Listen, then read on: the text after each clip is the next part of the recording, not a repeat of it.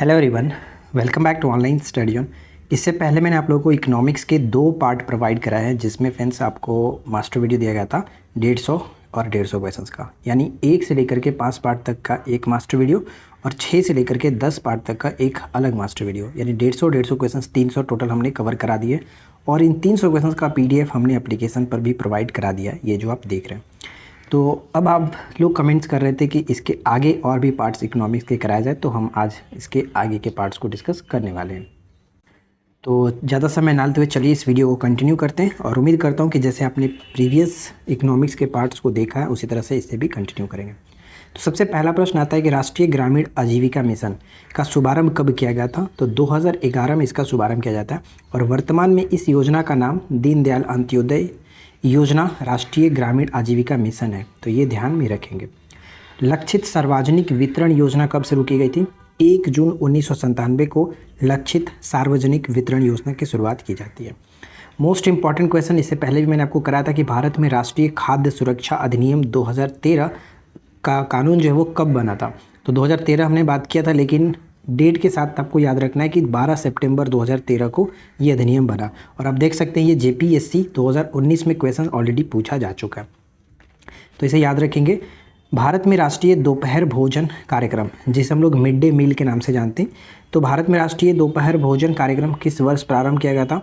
1995 में सबसे पहले तमिलनाडु में स्टार्ट किया गया था मिड डे मील योजना, राइट। लेकिन यहाँ पे ये भी याद रखिएगा कि 2021-22 में प्रधानमंत्री पोषण शक्ति निर्माण के नाम से परिवर्तित कर दिया गया, यानी मिड डे मील जो योजना है इसे अब हम लोग प्रधानमंत्री पोषण शक्ति निर्माण के नाम से जानते हैं। एक प्रश्न यहाँ पे ये है कि 1921 में रेलवे बजट को सामान्य बजट से अलग किया गया था, किस समिति के सिफारिश पर? तो ये याद रखना है कि एकवर्थ समिति की सिफारिश पर अलग किया गया था, लेकिन पहली बार ये हुआ था 1924 में, अलग अलग जो कि पेश किए गए रेल बजट और सामान्य बजट। लेकिन हम ये भी जानते हैं कि 2017 और 18 में दोनों को सम्मिलित कर दिया गया, समाहित कर दिया गया, और अब दोनों एक साथ जो कि बजट पेश किए जाते हैं। तो ये याद रखना है 2017-18, ठीक है। स्वतंत्र भारत में राष्ट्रीय आय का सबसे पहली सरकारी अनुमान वर्ष 1948-49 में किस मंत्रालय द्वारा लगाया गया था? तो जनरली हम जानते हैं कि सबसे पहले जो राष्ट्रीय आय का अनुमान लगाया गया था दादा भाई नौरोजी के द्वारा 1868 में 20 रुपये अनुमान लगाया गया था। लेकिन यहाँ पर आपको बताना है कि स्वतंत्र भारत में पहली बार जो राष्ट्रीय आय की अनुमान लगाया गया था वो किस मंत्रालय के द्वारा? तो वाणिज्य मंत्रालय के द्वारा लगा था, ये याद रखेंगे। नायक समिति का संबंध किससे? तो लघु उद्योगों से संबंधित है। भारत में प्रथम औद्योगिक नीति कब लागू की गई थी? तो ये लागू हुआ था 6 अप्रैल 1948 को, ध्यान रखेंगे 6 अप्रैल 1948 को। नेक्स्ट आता है कि भारत में कौन सी क्रिया जलवायु से सर्वाधिक प्रभावित होती है? मानव की कौन सी क्रिया जलवायु से सबसे ज़्यादा प्रभावित होती है? तो कृषि सबसे ज़्यादा प्रभावित होती है। अगर आप लोगों को ये वीडियो पसंद आए तो प्लीज़ वीडियो को लाइक करिए, चैनल को सब्सक्राइब करिए, और इस वीडियो को अपने फ्रेंड के साथ ज़्यादा से ज़्यादा शेयर करिए। नेक्स्ट आता है कि राष्ट्रीय विनिर्माण नीति भारत सरकार द्वारा आरंभ की गई थी। तो राष्ट्रीय विनिर्माण नीति 2011 में जो कि स्टार्ट की गई थी। SDR के बारे में हमने पहले ही बात किया था कि यह एक प्रकार का जिसे हम लोग पेपर गोल्ड के नाम से जानते हैं, और इसका फुल फॉर्म होता है SDR स्पेशल ड्राइंग राइट्स, ठीक है, स्पेशल ड्राइविंग राइट्स होता है। और SDR का मूल्य कितनी मुद्राओं का एक टोकरी पर आधारित है? तो ये 5 मुद्राओं को ध्यान रखिएगा, 5 मुद्राओं की एक टोकरी पर आधारित है, जिसमें डॉलर, यूरो, युआन, येन और पाउंड शामिल है। ये 5 मुद्रा इसमें शामिल है। भारत में वित्त आयोग का मुख्य कार्य क्या होता है? तो वित्त आयोग का गठन हम जानते हैं कि प्रत्येक 5 वर्ष पर राष्ट्रपति के द्वारा अनुच्छेद 280 के तहत होता है, और इसका मुख्य कार्य होता है केंद्र तथा राज्यों के बीच राजस्व का वितरण करना, ठीक है, केंद्र और राज्यों के बीच राजस्व का वितरण करना। ब्रॉड मनी के नाम से किसे जानते हैं? M3 जो है ब्रॉड मनी कहलाता है। देखिए, भारतीय अर्थव्यवस्था में मुद्रा पूर्ति की माप सामान्यतः M1, M2, M3 और M4 में की जाती है, जिसमें M1 होता है सबसे संकुचित मुद्रा, M2 होता है सबसे सरल मुद्रा, M3 सबसे विस्तृत यानी ब्रॉड मुद्रा, जिसे हम यहाँ पे भी बात किया, ब्रॉड मुद्रा के नाम से किसे जानते हैं, और M4 जो होता है वो सबसे कठोर मुद्रा होता है। ये चारों याद रखिएगा, टाइप इंपॉर्टेंट है। भारत में मुद्रास्फीति दर की माप किस आधार पर की जाती है? तो पहले से चलता आ रहा था कि थोक मूल्य सूचकांक पर आधार पर मुद्रास्फीति की दर माप की जाती थी, लेकिन अब उपभोक्ता मूल्य सूचकांक के आधार पर किया जाता है। क्योंकि रघुराम राजन कमेटी की संस्तुति के बाद इसे उपभोक्ता मूल्य सूचकांक के आधार पर मुद्रास्फीति की माप की जाती है। लेकिन ध्यान में रखिएगा जनरली जो कि वो थोक मूल्य सूचकांक पर होता है। राज्य भविष्य निधि के अंतर्गत सरकार जो मुद्रा पाती है उसको जमा किया जाता है। कहाँ पर? तो सार्वजनिक लेखा निधि में जमा किया जाता है, सार्वजनिक लेखा निधि में। और इसका उल्लेख अनुच्छेद 266 में किया गया, 266 में किया गया। और 267 क्या है? तो इसके तहत भारत सरकार एक आकस्मिक निधि की स्थापना करती है। ये दोनों हम जानते हैं, राइट। नेक्स्ट, भारत के सभी राष्ट्रीयकृत व्यावसायिक बैंकों को बचत खाते पर ब्याज दर का निर्धारण किसके द्वारा किया जाता है? तो ये निर्धारण किया जाता है आरबीआई के द्वारा। अब फटाफट से आप कमेंट करके ये बताइए कि आरबीआई का गठन कब किया गया, किस समिति के द्वारा किया गया, और आरबीआई का राष्ट्रीयकरण कब किया गया।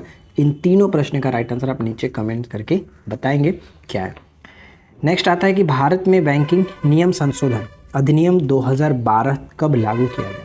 तो यहाँ पे 2012 तो बोल ही जाए, लेकिन डेट के लिए मैंने आपसे ये क्वेश्चन यहाँ पे मेंशन किया है कि भारत में बैंकिंग नियम संशोधन अधिनियम 2012 जो है 18 दिसंबर 2012 को ये जो कि लागू हुआ।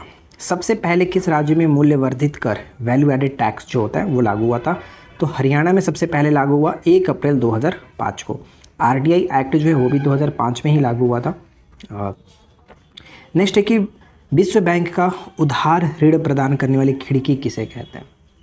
विश्व बैंक की उधार ऋण प्रदान करने वाली खिड़की किसे कहते हैं? तो अंतर्राष्ट्रीय विकास संघ यानी कि इंटरनेशनल डेवलपमेंट एसोसिएशन जो है, जिसकी स्थापना 24 सितंबर 1960 को की गई थी, इसे ही कहा जाता है।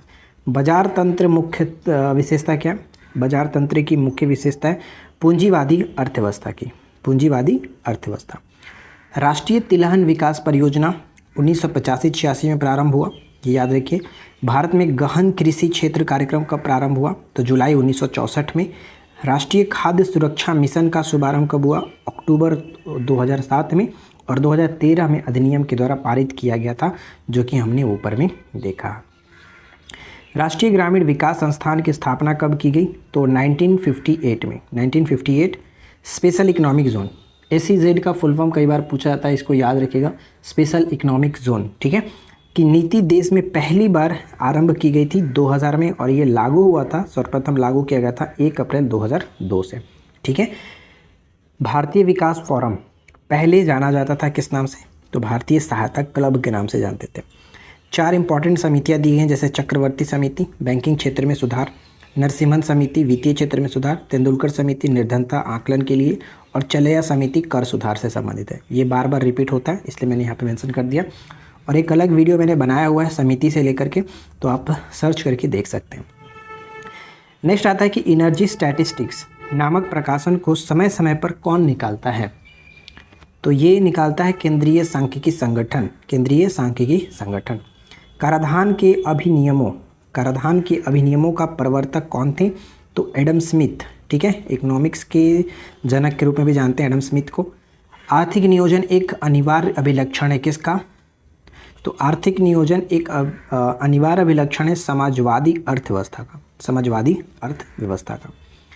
अगला प्रश्न है कि 20 सूत्री आर्थिक कार्यक्रम सर्वप्रथम कब प्रारंभ किया गया? तो 20 सूत्री कार्यक्रम जो है वो 1975 में जो कि स्टार्ट किया गया था।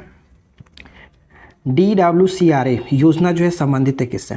तो DWCRA योजना जो है गरीबी रेखा के नीचे रहने वाली महिलाओं सदस्यों को ऊपर उठाना, यानी निचले स्तर से उठा करके उनको मिडिल जो है उस तरह से बनाना, ये गरीबी रेखा के नीचे ऊपर करना, इस योजना का मेन पर्पस है। तो कुल मिलाकर के हमने यहाँ पे 30 क्वेश्चंस के अराउंड क्वेश्चंस डिस्कस किए। आई होप कि आप लोगों को ये वीडियो अच्छा लगा होगा। वीडियो पसंद आया हो तो लाइक एंड शेयर करिएगा। चैनल पे पहली बार है सब्सक्राइब करके नोटिफिकेशन बेल आइकन को ऑल पे सेट कर लीजिए। मिलते हैं आपके साथ इसी प्रकार के नेक्स्ट वीडियो में नए टॉपिक के साथ। Thanks for watching, keep learning, have a good